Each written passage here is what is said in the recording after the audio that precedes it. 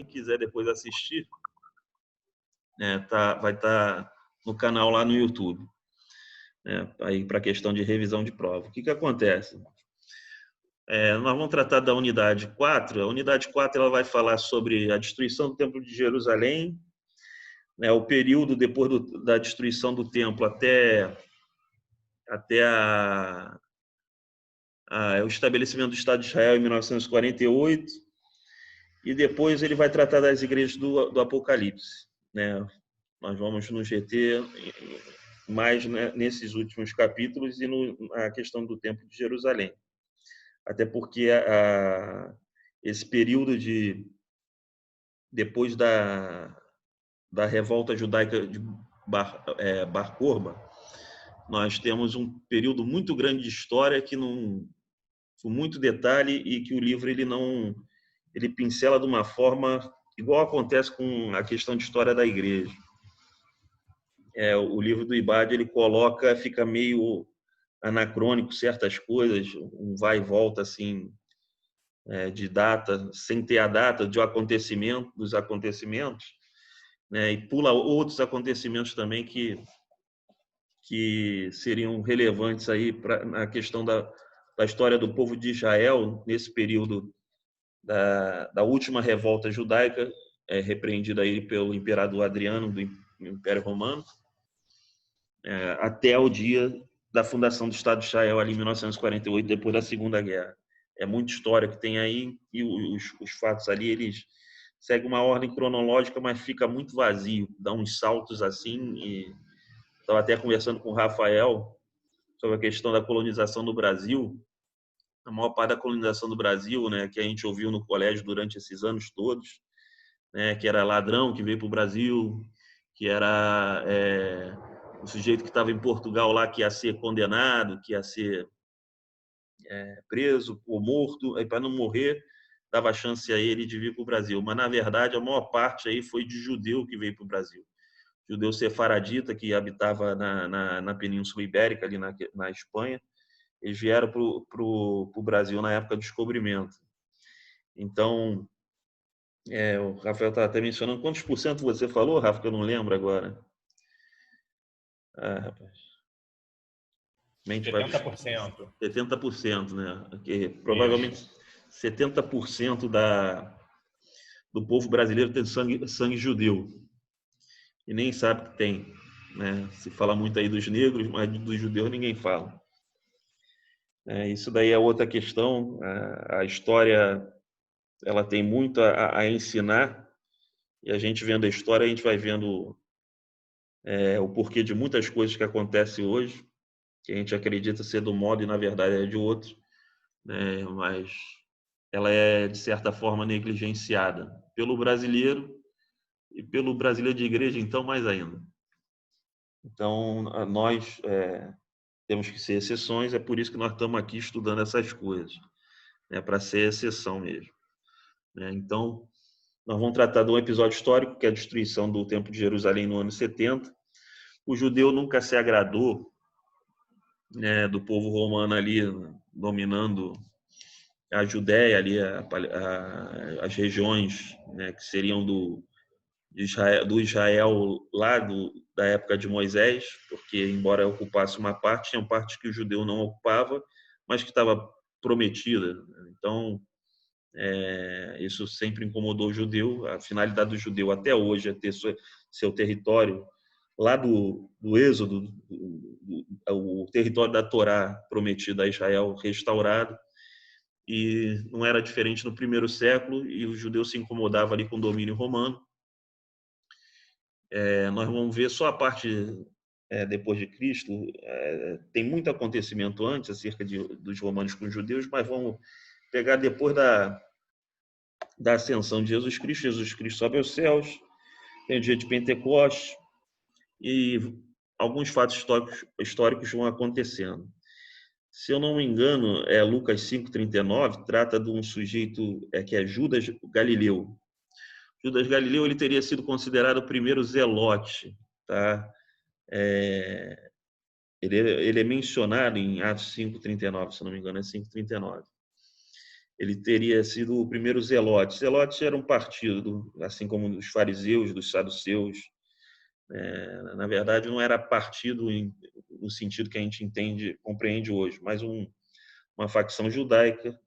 Zelote significa zelosos, em que eram extremamente radicais e a ponto de matarem os moderados. E o Judas Galileu foi um líder dos zelotes. Os zelotes de início eram chamados de galileus também.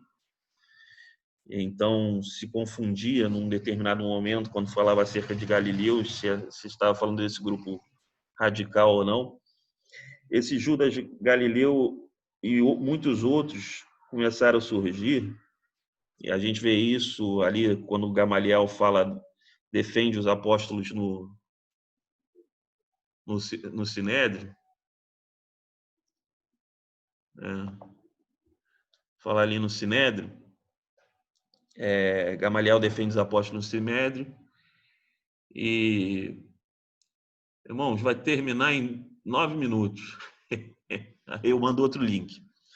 Mas vamos lá.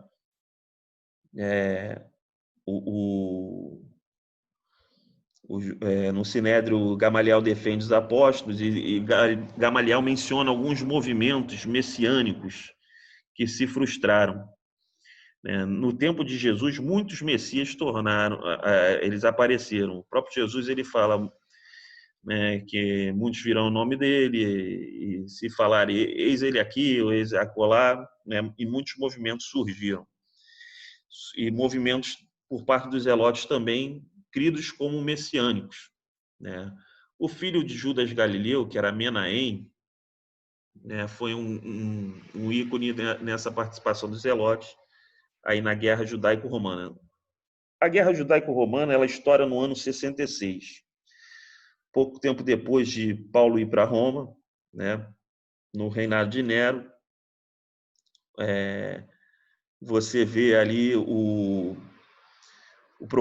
procurador romano da Judéia, Gécio Floro, ele mete a mão no tesouro do templo. O templo tinha um tributo, que era a questão, um tributo só do templo, que era para manutenção de várias coisas. E aí o procurador romano ele mete a mão, manda tirar 17 talentos do tesouro do templo. O povo judeu faz uma ironia com ele, não escarnece dele, anda pelas ruas pedindo dinheiro como se fosse fazer o vulgo, a vaquinha aí, para arrecadar um dinheiro para o procurador, como se o procurador não tivesse dinheiro e necessitasse daqueles 17 talentos, fazendo uma zombaria dele. Aí tem uma represália romana, onde os soldados romanos eles entram ali com violência numa represália contra os judeus, e aí os zelotes eles começam a se revoltar ali. O que acontece logo de início o filho do sumo sacerdote Ananias, que se chamava Eleazar, ele ocupa um recinto do templo, uma parte do templo ele ocupa. E ele ali ninguém entra, ninguém sai, a não ser por ordem dele.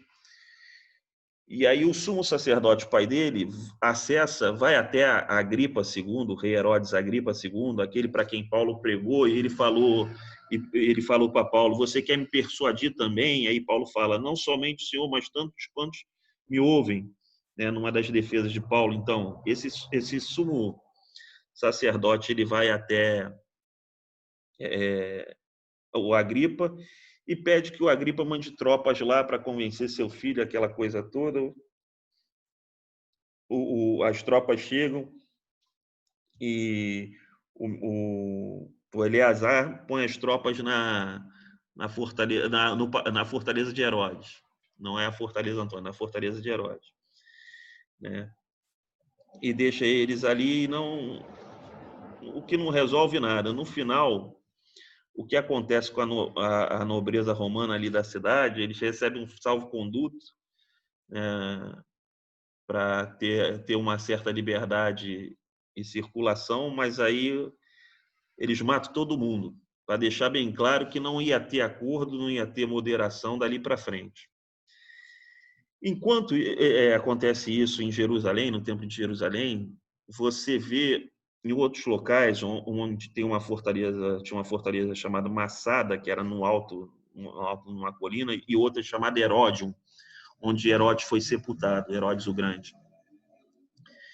Nessas fortalezas, os judeus tomaram aquelas fortalezas. Aliás, Menahem, ele era filho ou neto, não se tem certeza, né, do parentesco exato dele, com o Judas Galileu mencionado ali em Atos 5:39. O Menahem, com caráter messiânico, as pessoas crendo que ele era um Messias, ele foi e tomou a fortaleza de Massada e tomou o Heródion também. E aí começou a pipocar, né, estourar vários movimentos em Israel todo, descentralizados, né, com líderes diferentes, mas eram todos zelotes ali no momento. O que acontece? Menahem, ele chega a Jerusalém, depois de invadir Massada, a fortaleza de Massada, invadir ali o Heródio. Ele chega em Jerusalém e mata o sumo sacerdote Ananias. E aí o filho dele, o Eleazar, mata o Menahem. Tá? Enquanto isso, Joséfo, o Flávio Joséfo, aí o historiador que a gente cansa de ver nas revistas de escola dominical, ele está na Galiléia liderando também uma fortaleza de resistência aos romanos, que eu acho que é J-Taba, agora não lembro o nome direito. Eles ficam 40 e poucos dias resistindo. Por fim, ele se rende aos romanos e acaba se entregando ao Vespasiano, o general Vespasiano, e se entregando, virando de lado. Não em combate, mas virando um serviçal dos Vespasiano, porque entendia que aquela guerra não iria para frente e que Roma ia arrebentar com os judeus, e ali acaba sendo uma espécie de intérprete, né, de tradutor, historiador e negociador, vamos dizer assim. Também surge outra facção dos Zelotes, que era por parte de João de Giscala, que era uma outra cidade da Galiléia. João de Giscala, ele acha que o Joséfo não é confiável. Antes do Joséfo se render lá ao Vespasiano, ele quase matou o Joséfo porque achava que o Joséfo tinha um caráter meio de traidor. O Zelote não era tolerante. E aí o Joséfo escapa por pouco. Esse João de Giscala, ele acaba indo para Jerusalém também em determinado momento. O que acontece? Logo depois que começa a explodir esses movimentos ali na Palestina de revolta dos judeus, meio que centralizadas em líderes, o procurador da Síria, que era Sesto Gales, ele envia um exército para poder conter a revolta. Ele passa 6 meses cercando Jerusalém, não arruma nada e vai embora. E no meio do caminho ainda é morto uma porção de gente das tropas dele. O negócio ficou muito estreito, né? Ficou esquisito. E aí veio Vespasiano com Tito, né? E aí, vindo Vespasiano com Tito, o que eles fazem? Qual é a estratégia? Eles não vão direto a Jerusalém, eles vão minando o movimento de revolta em várias cidades em Israel, deixando Jerusalém por último. E aí é que eles abordam a fortaleza lá na Galiléia, numa cidade da Galiléia, onde José está, e acontece o episódio que eu mencionei, que ele se entrega. Então, eles vão minando várias cidades, vão minando os movimentos, vão vencendo, e o João de Escala, que é da cidade de Escala, na Galiléia, ele vem para Jerusalém também, aí junta em Jerusalém o Eleazar, que estava ocupando uma parte do templo, o João de Escala, e um outro líder que era Simão Bargória. Tá? Ou seja, você tinha uma resistência de rebeldes zelotes em Jerusalém dividida em 3 líderes, que não entravam em acordo. O Simão Bargória, ele mata o Eleazar, que era o filho lá do sumo sacerdote, que matou Menahem. Ele mata o Eleazar. E aí só fica o movimento já dividido, só fica com 2 líderes agora.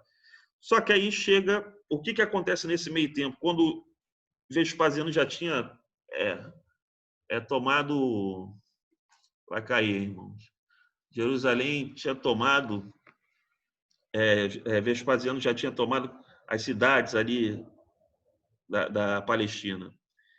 O que acontece é que Nero se mata. E aí dá uma confusão no império, porque as tropas dos outros generais começam a declarar que cada um dos seus generais é o novo imperador, que era Otto, Vitélio, Galba e o próprio Vespasiano. Então o Vespasiano ele sai de Hebrom e volta lá para a Europa para poder resolver esse problema com parte das tropas dele e deixa seu filho Tito responsável pela questão do